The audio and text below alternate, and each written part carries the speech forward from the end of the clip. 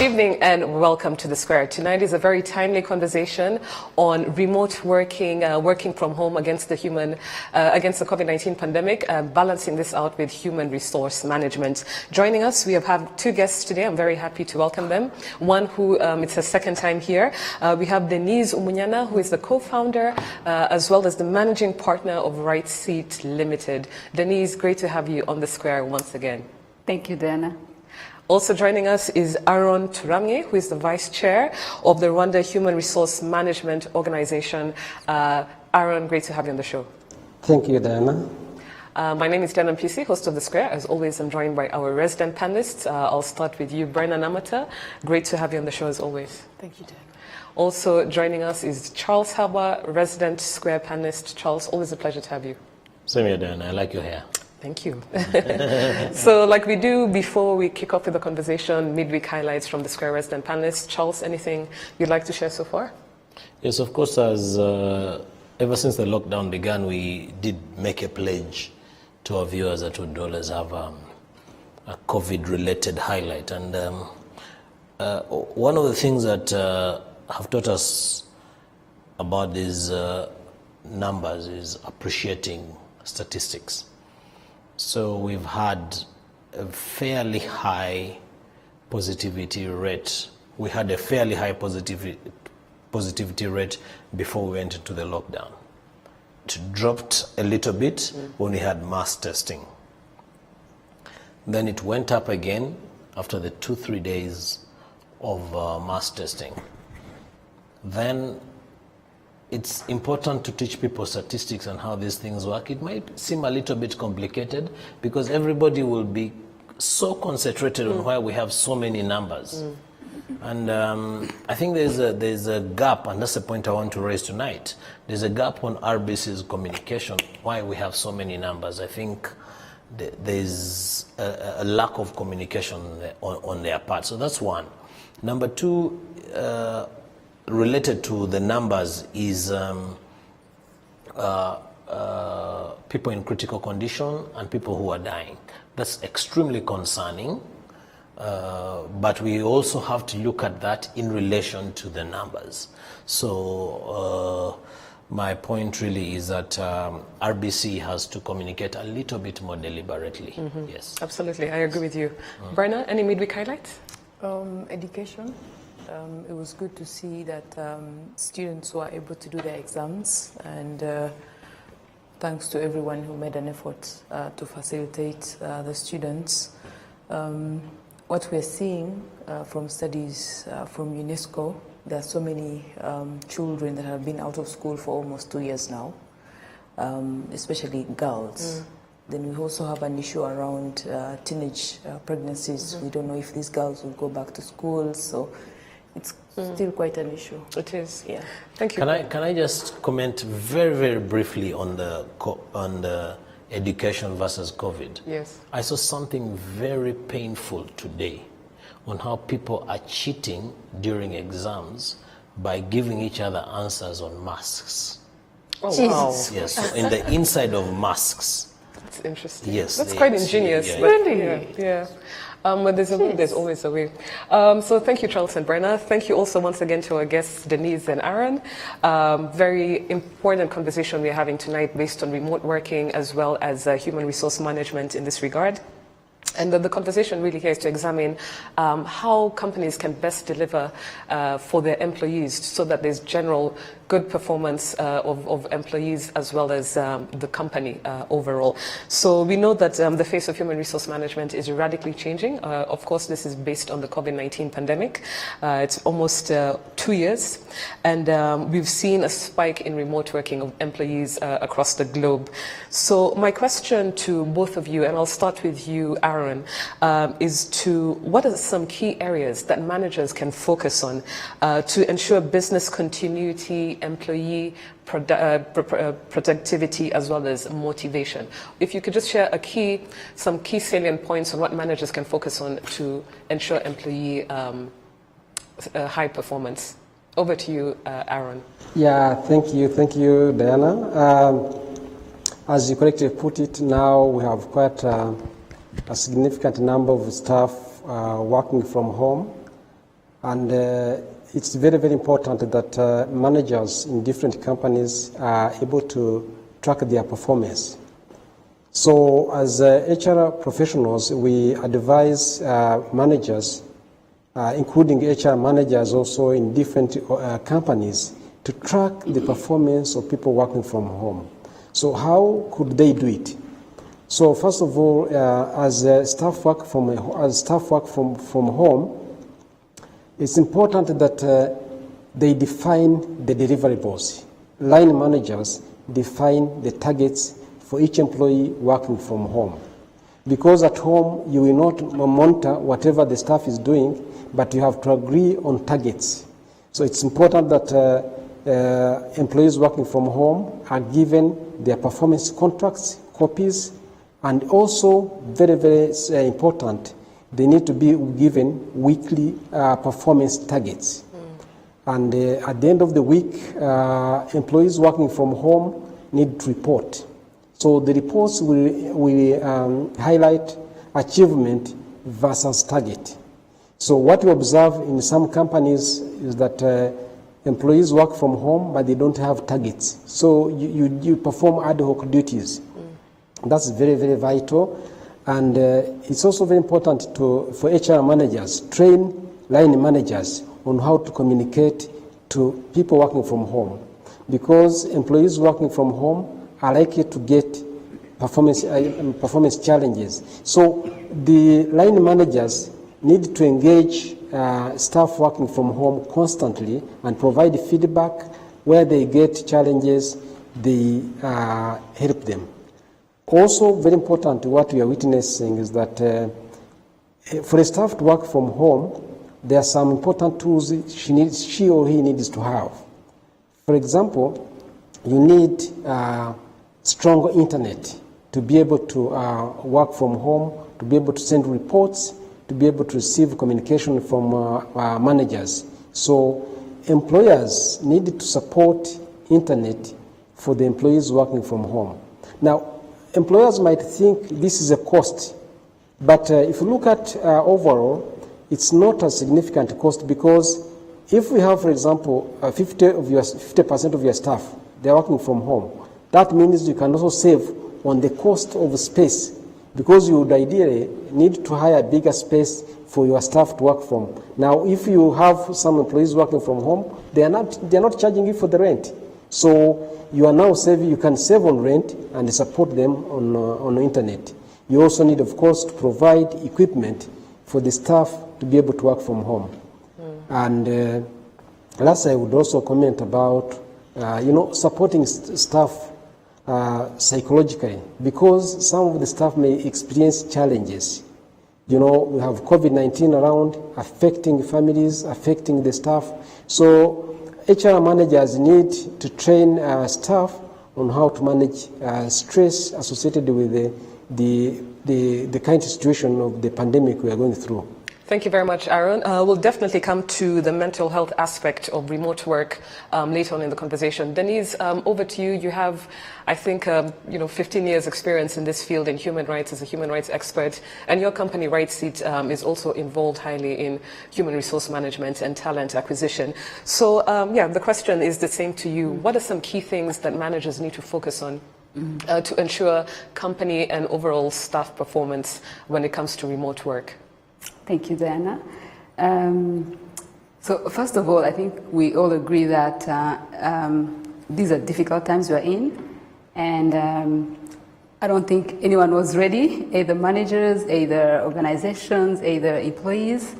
So in my opinion, I think the faster we adjust, the easier it will be for us, or the faster we accept that these are different times we're in, the sooner it will be for both either employees and employers to adjust. So I'll focus on two things for employers. The first is to start with the basics, really. About 2 years ago, we would all go to work, physical working, and now all of a sudden we're all working from home. There were no policies initially. Usually what we do in organizations, we have policies, we have procedures of how things are going to be done, but no one was ready for remote work. So there was no policy, there was no guideline. And I think the most important thing for managers, and not only, by the way, HR managers, because I always believe that every manager is an HR manager for their people. So this is not a role for only HR, it's a role for all managers. So start with the basics. What are the little things that bog people down when they're difficult? Do people have a guideline? Is there a structure? Are there guidelines? So that's the first thing. Start with the basics, really. And then the second is co-creation. All companies, most managers are trying to find solutions that are going to make it easy for employees to perform. But there is no way you're going to improve employee experience if you don't involve them.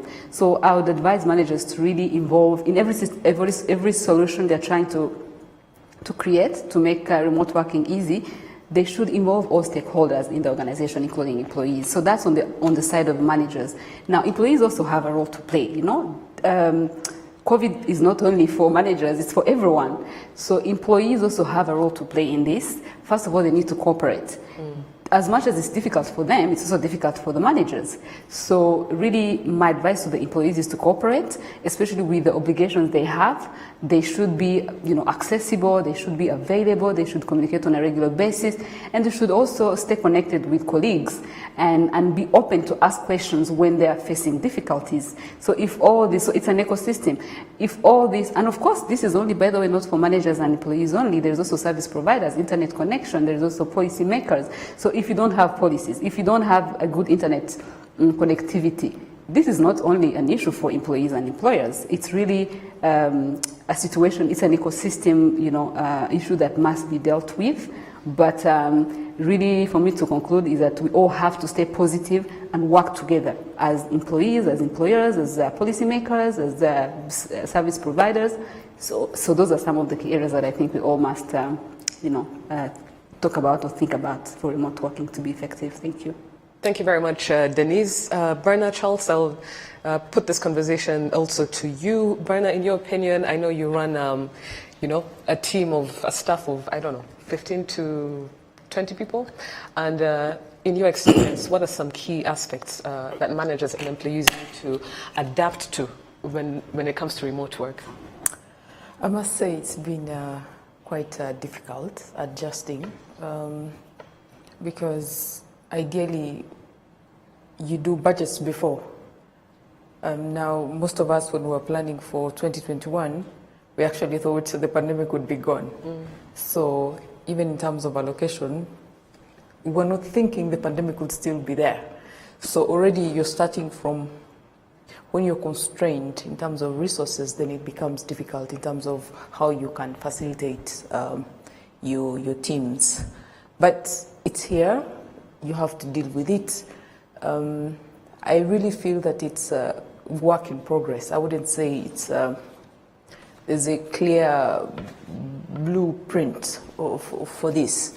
But what we are learning is that it goes back to actually the quality of the staff, productivity, work ethic, because not everybody can actually manage to work under minimum supervision. That is one. Yeah. Number two, there's an issue around gender roles. So think of women who are suddenly working from home. And in this home, of course, maybe there's a man there, or even if he's not there, this woman will be having more work. How do you manage that kind of environment and productivity? It is a challenge.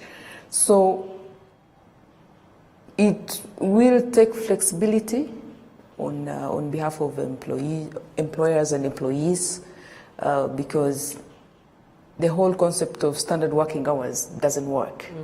Not anymore. I don't think it works, because in a typical home, probably in the morning, the parents are assisting kids with homework, and then that will go perhaps up to 11, and then they will actually start work around 11. And maybe they have 2 hours in between, and then the kids need lunch, and then the parents are involved in the feeding. So it's quite difficult, but it's still work in progress. How you ensure that the teams also are prepared for this. Now, the other challenge, of course, is around the home environment. To be honest, most homes don't have the luxury of proper workstations, you know. So most people are improvising, you know, working on their sofas and Dining table. you know, yes, dining table, and that's difficult. It also affects productivity. Connectivity. We're just making a joke about sometimes you have international calls and you can almost guess which regions will be, cameras will be off because they're trying to save on bandwidth, you know. So there's that, and also the cost. So if you ask me, I think government has a role to play in facilitating, especially the private sector. One, especially around the cost of the internet, and also monitoring and ensuring that the service providers of the connection is actually stable. Quite often we have the big boys, and I think there are gaps in terms of enforcing compliance. If someone has paid for internet, who is actually making sure that they are getting the actual amount? We still have issues around compliance. Secondly, government as the largest employer, if it started making some changes, for instance, flexible working hours, that would give an indication of what the private sector can do. As we stand, I am not aware if government has clear guidelines on flexible working hours. So meaning that people are expected to work from, I think, 7:30 or 8 to 5, and it just doesn't work. Yeah, so we need to think about how we change the traditional system, you know, the labor market and the policy around it. But I feel that for our market, the government has to drive it, and then the private sector can adjust. Very important point, especially when it comes to government institutions and the flexibility with these hours. You know, the face of work has radically changed, and it's important that also, you know, civil service, this is reflected, this sort of flexibility is also reflected there. Charles, over to you. I think I don't want to go through what everyone has said, but I want to talk about three things. We're going into a third lockdown, so we are in the third lockdown, and I'll give my points in all the three lockdowns. So the first one was, we didn't know what was up. What's up, what's happening, how do we manage things? But more importantly, schools were in progress. So we are there connecting our kids onto our personal Wi-Fis. Neither of the ISPs, the major ISPs where I talk about MTN, Liquid, I don't even know if Canal was in place at the time. I don't think so, yeah. Had a plan for people going to school at home. Even the government of Rwanda was talking about radio education. But so it was a lot of guesswork. Fast forward, we go through that phase, we scrap through that phase, and then kids go back to school in the urban setting. Some did their exams and passed, however they were supposed to do it. But it was very tough. It was very, very tough in the sense that there was a lot of bearing with one another. Now we go into the festive season, which is a lot smoother. It was January. Were on holiday. Cases had just spiked from people who had gone for their festive season and just come back. So, and kids had not gone back to school. So that was almost bearable. But more importantly, ISPs had learnt. The likes of Liquid or MTN or whoever had now picked a lesson, and they were, Dan had given them a lot of mileage on the square, and they had invested heavily, and they had gotten some bit of mileage, and also ECOFIN incentives to invest in infrastructure. Now, fast forward, we're in the third phase. So we are a lot more prepared for it. Today, most parents who can afford to take their kids to a decent school have been able to afford decent network or internet in their respective homes. Does that mean that they are able to provide decent learning atmosphere? Definitely not. And this brings me to my next point around a learning atmosphere. So obviously, as someone who's in the real estate world, a long time ago we used to sell houses with a home office. Then 5 years ago we used to convert that office into a guest bedroom. Now today the guest is a burden because of Guma Mukarere, and now that space is A home office. A home office or a study. But does it have the necessary atmosphere, desk? How do you sit? How do you work? And what have you? Definitely not. So, whereas we have metamorphosized to prepare ourselves for the COVID of today, we're not yet ready for where we are. And related to that is performance. And I'm glad we're here with the likes of Aaron and Denise, because corporates, government people, and what have you, and I run a business, I employ more than 40 people. I don't care whether there is COVID or no COVID. I want results. Am I prepared for a working atmosphere at home? Probably not.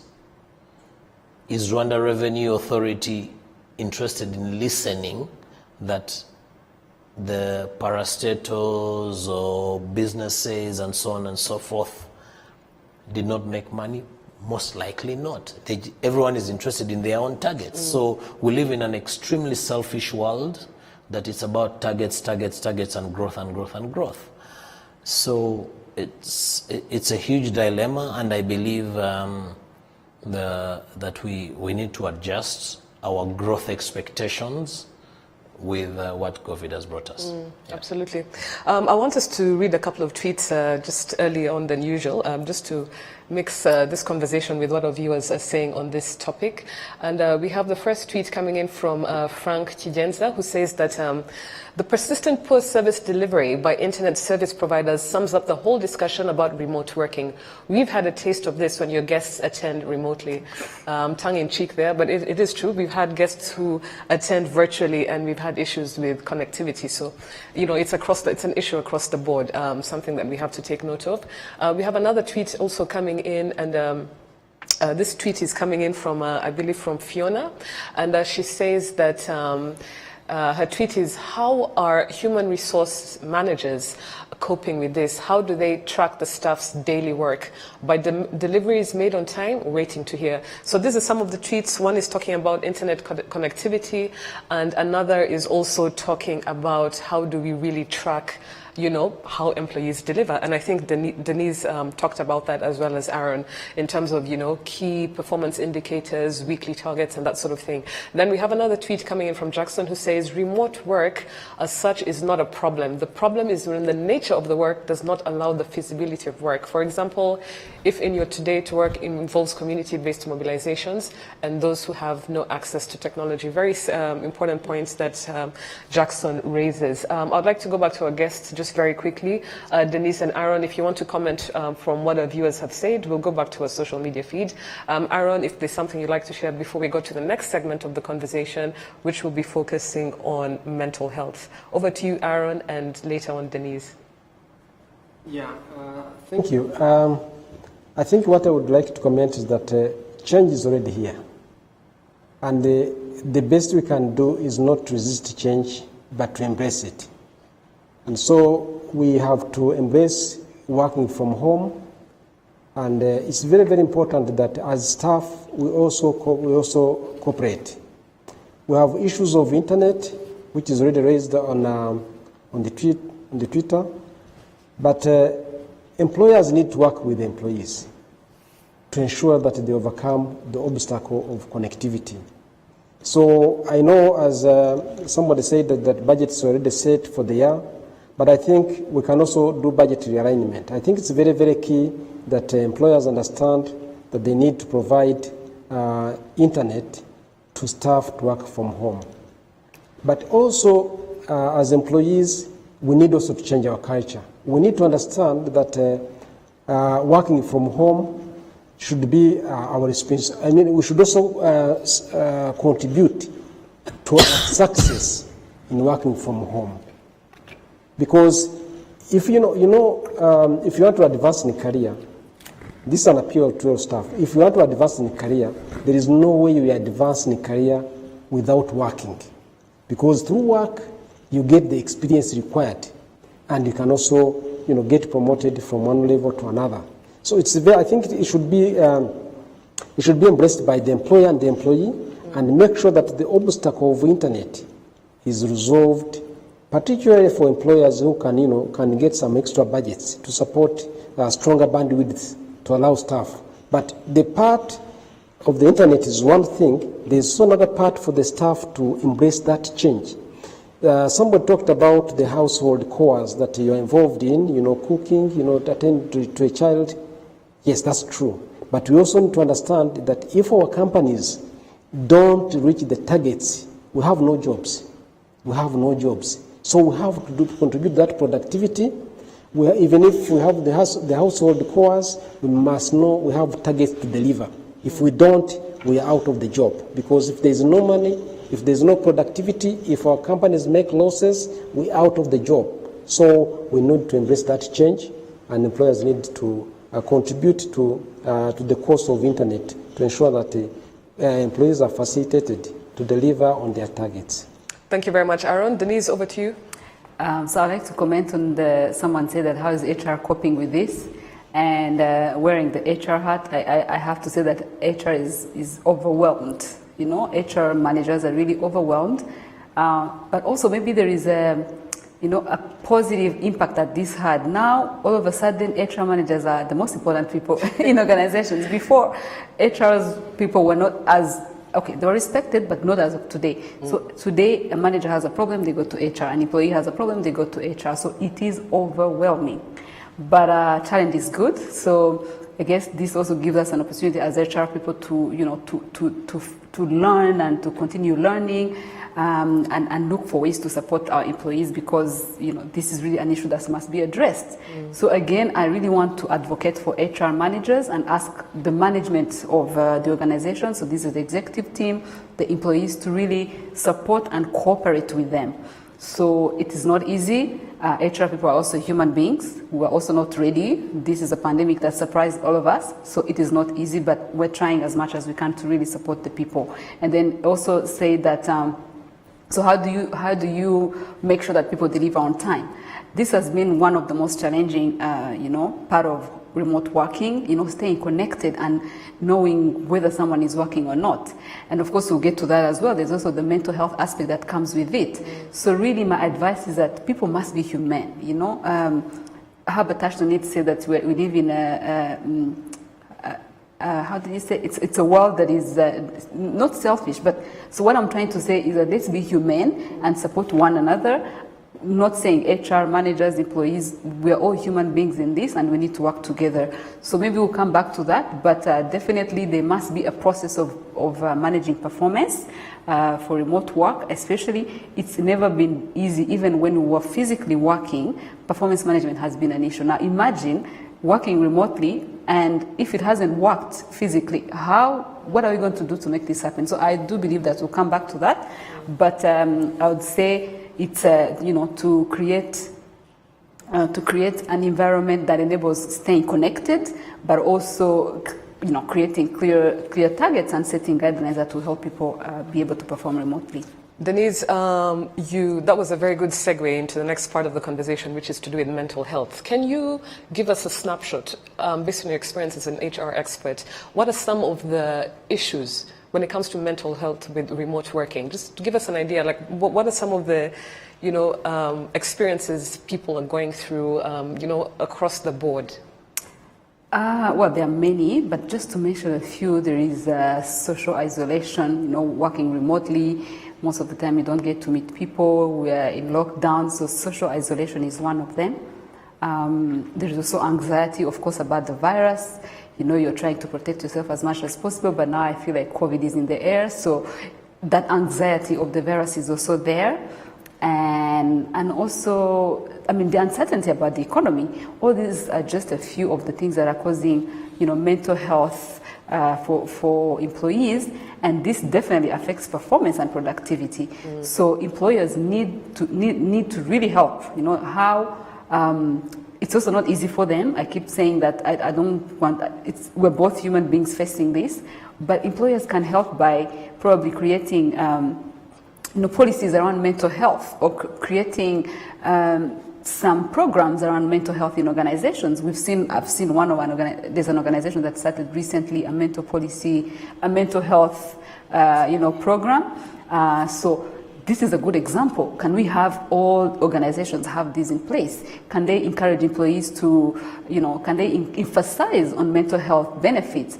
So it's important, and also remote work is not making easy on work-life balance. So these are some of the, mental health challenges that are coming up.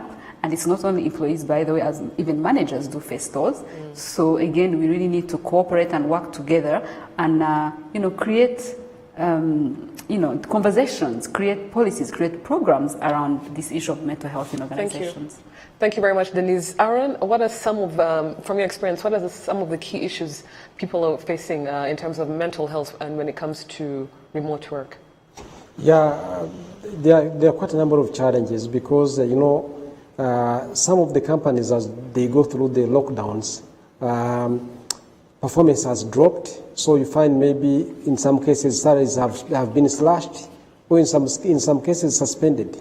So that creates a lot of emotional stress on the employees, because if you don't even have the money to take care of your needs, it creates quite a very challenging situation.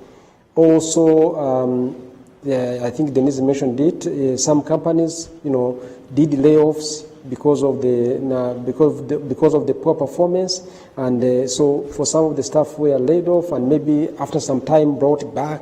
So they don't know whether they will stay with the company. Plus, of course, some even lose their beloved ones. Some of the staff lose their beloved ones. So that kind of emotional stress is really quite rampant and very common. And I think it's very important, as my colleague said, to create mental health programs, to train our staff on how to manage some of the strong emotions that come with, unusual situations or unpleasant situations. I think here I will suggest that the staff also take some keen interest on how to manage emotions. Every day we go through challenges, and I think it's very, very vital that as staff also we try to learn on how to manage our emotions to make sure that we remain mentally stable. And just run a small situation. Let me just make a small description. Usually when you experience through, and this is targeted for staff, when you experience strong emotions, our brain has got two components. The hindi part of the brain usually filters the negative impulses and stops them from reaching the higher centers of the brain, the ones in front, the front part of the brain that has got cognitive powers, all that reasons. Now, if you don't manage your emotions well, after some time, the sieve or the filter at the back of your brain, ruptures, and then the negative emotions now start going through, and eventually they start affecting your higher centers of the brain and even reasoning. And I think at sometimes you have even seen people on the street, talking themselves, mentally unstable. That's because they have not been able to manage their emotions. So what I would urge here is for employers to introduce training for staff on how to manage most of those challenges they are going through, because the challenges are there and they're not about to end. What is important is to make sure that we train our staff on how to manage those challenges, but also for the staff also to embrace those changes. I mean, to be able also to manage the stress they are going through. Thank you very much, Aaron. Denise, I liked, and Aaron, you're alluding to, the importance of companies to roll out mental health psychosocial support programs. And, you mentioned, I think the company was NCBA, the bank, that, and I think it was on social media a few weeks ago that showed mental health is part and parcel of their operations. Brenna, any points on that? As they were speaking, I was just thinking about budgets. All these things cost money. Yeah. Now, in an environment where you've been at zero revenue, it's difficult. Whether it's getting your staff trained on mental health and how to handle whatever they're going through, or it all costs money. And this is where I go back to the role of government and incentives. One, if you can maintain payroll, for instance, relief, incentives around the payroll, and then allow companies some money that they can put to other things, for instance, And it can be tied actually to, say, if you have a program for mental health, we'll give you this relief. It is possible, So at the moment, it's quite difficult. It's very easy to say, companies should be doing this, you should do more, but all these things cost money. And in an environment where the revenues are not there, it's difficult. Yeah, absolutely. One of the silver linings, I know, Charles, this is a favorite term of yours. COVID is terrible, the pandemic is terrible, but sometimes these things come with a silver lining. I think, in my opinion, one of them is the fact that companies will now attach a great importance to mental health of employees. This is something that has been far overlooked. It is not something that's traditional, it's new. I think going forward, I hope that this is something, it's new. I don't think so. It's just that, I have to say this, it's kind of become like a buzzword. But in Rwanda, when it comes to mental health and companies, this is not a priority.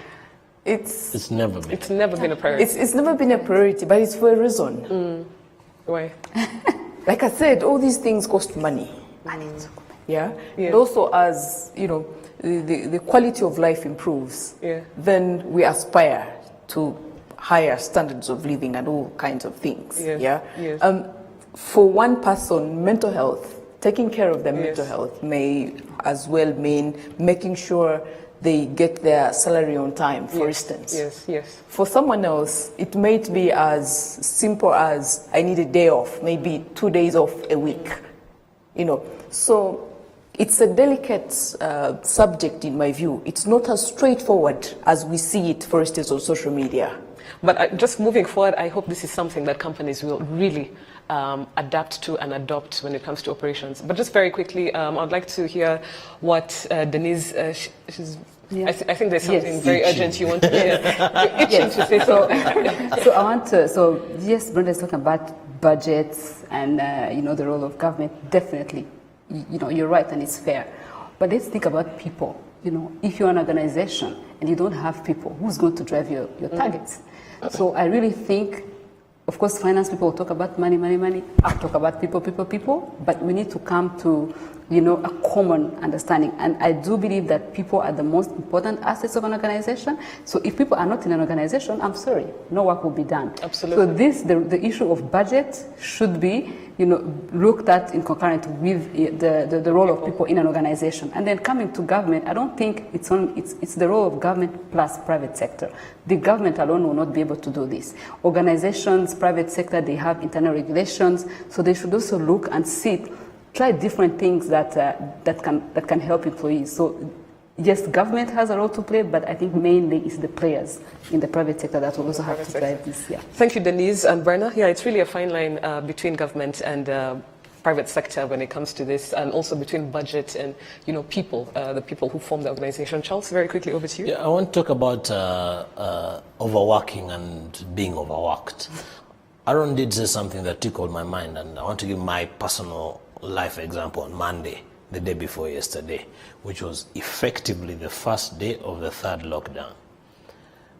At 8:15, I was in front of my computer, meeting after meeting, call after call. My daughter knocked on my door to bring me a glass of juice. I ignored her. She put it on the door. I didn't take lunch until 3 p.m. Was I productive? Probably yes. Was I effective? Most likely not. Right? But it was extremely difficult for me to say no to certain people because they know you're at home. Hey, Charles, are you at home? Yes. Where else would you let's be? have a call at 11 o'clock. Hey, Charles, are you at home? Okay. In 30 minutes, can we have a chat? Definitely yes. So, how is this being quantified? And on a lighter note, I want to talk about the East African Legislative Assembly that asked for sitting allowance when they were having e-meetings. Were they rightful to ask for sitting allowance? I think so. Probably not, because they were not sitting, or maybe they were sitting, or, but they were working, right? So we need to change, and we need to appreciate, and I believe this is our responsibility, all of us. But it is not a one-way traffic. It's not employer only. Aaron did raise a very, very pertinent point about individual growth. You need to understand that whether you are an estate agent or a newspaper vendor or whatever job you're doing, you're going to be gauged on your personal growth at the end of the day, irrespective of whether there was corona or no corona. That's true. But even if there was corona or no corona, you individually, how do you want to appraise yourself 5 years from today? So you're not going to blame your employer or blame corona for that matter. So there's a combined effort, really. Thank you. I think, Absolutely. Yeah. If I could add just briefly, as you were speaking, I was just thinking about, we call it working from home, but sometimes it's living at work. But seriously, That's because true. you have calls, throughout the day, you're in meetings, Yes. so you're basically living at work. That is so true, Bernard. Yeah, so there's that, but also I think the trend that we are seeing with especially in the private sector, companies are restructuring, and it's now going back to productivity. An employee's track record in terms of performance, and the decisions that are being made around layoffs are based on someone's track record of performance. The company is saying, we can trust so-and-so to work remotely, for instance. So-and-so maybe not, so time to pay them off and we get rid of them on the payroll. So I think we must be thinking about these things. Don't take it for granted that you're working remotely, because at the end of the day, when it comes to restructuring, some of the decisions that are being made are based on your track record, in terms of performance. True. I just want us to go to our Twitter feed very quickly. I really like that living at work. Yes, there are a couple of tweets coming in that are quite important, reflecting on the conversation we're having. If you could have them on our screens. The first tweet is from Frank, and Frank states that extremely pertinent question. 2 things can help. 1, staff integrity, doing the right thing even when your manager isn't watching. Charles, I think that connects to what you're saying. 2, managers balancing expectations about staff performance versus appreciating mental health and home environments for staff. Thank you very much, Frank. Our next tweet coming in from someone called Richard. Richard states that remote work is here to stay. However, working from home seems not to have spared everyone the need for unnecessary meetings for some companies. Zoom fatigue is real and can affect mental health for some. Absolutely agree with Richard. It reminds me of times before COVID when, there's a meeting, but that could have just been an email, so it's the same thing with Zoom. Yeah. We have a tweet coming in from Eric, and Eric says, COVID-19 crisis has exposed the capacity of some institutions to establish and sustain a performance-based system. Bernard, this is what you're talking about. It is a wake-up call to improve on this, includes setting up a strong monitoring and evaluation system to track progress and support staff accordingly. Thank you. Thank you very much, Eric. We have another tweet also coming in from Barbara, who says, I believe the role of HR managers is to ensure that people are fully equipped with the skills, competencies for remote work management and tracking deliverables. We have another tweet coming in, and I'm seeing a lot of people are talking about deliverables and that sort of thing. So just below, so we have Jackson who says, I think staff performances should be treated differently since the nature of work has changed somehow. Staff are also affected by domestic duties affairs. HR should also remember to initiate new ways to support staff for their mental health safety. We have another tweet, and this one is talking about RURA. If you could just scroll below, the tweet, we'll come back to our tweets, but later on I will come back to some of our tweets. But we are now to the closing part of the conversation, which is to do with the future of work. I saw a tweet saying that remote work is here to stay. I want to ask our guests, in their experience as human resource. That too. That too. There's a huge component of human rights, right? Yes. When it comes to human resource management, the future of work, and we have two experts in the house.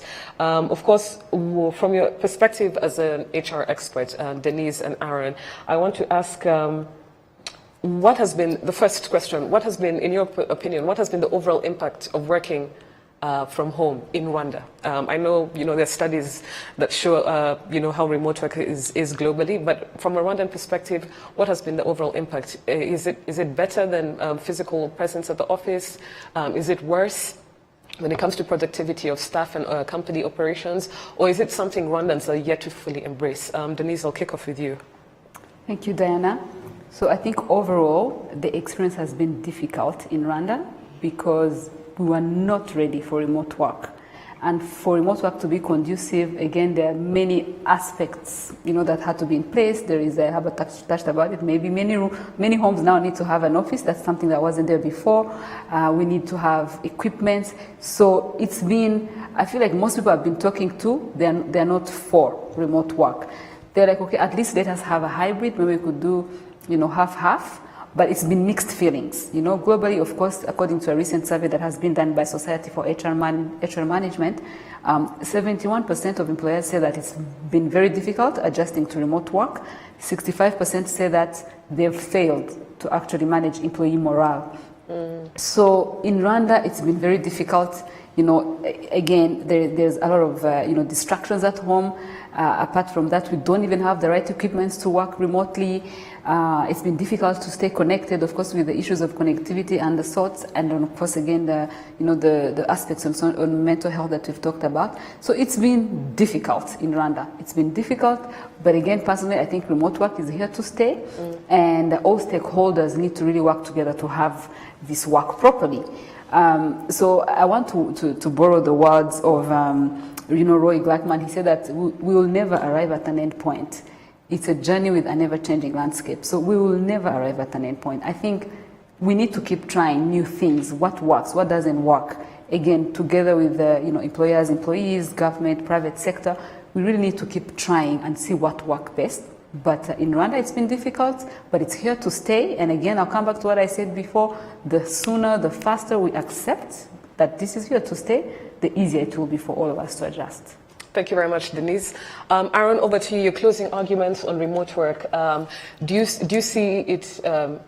What is the post-COVID world? What does a post-COVID world look like to you when it comes to this? Is it remote work? Is it a hybrid? Just closing remarks on this topic. Over to you, Aaron. Yeah, thank you. I think, as my colleague said, Denise, remote work has been a challenge in Rwanda, but it's a change that is sweeping throughout the whole country. And we also need to understand that globally, remote work is actually is very common. It's very common. So I was actually, as we are talking about remote work and the challenges that go with it, we also need to understand that we have new investors coming in the country, and some of them might be used to remote work. So instead of a company coming and hiring a building with so many square meters, hundreds of square meters to accommodate maybe 100 employees, they will come and hire a very small office and then tell you, okay, if you're an employee, actually they will start even with the interview and they ask you, do you know how to work from home? Share with us your experience working from home. So as employees, we need now to embrace this change and ensure that we work towards embracing the change. Because it's a skill now we have to adopt if we're to remain relevant in the workplace. Now, but also it's very important that the employers support the employees in working from home. And they will need to provide internet, they will need to provide equipment, they will need even to develop mental health programs to support employees going through challenges. Thank you very much, Aaron. Thank you very much. We have just one last tweet based on this last segment of the show, if you can have that on our screens. And this tweet is from Asha, who says, "The future of work is remote and unstructured.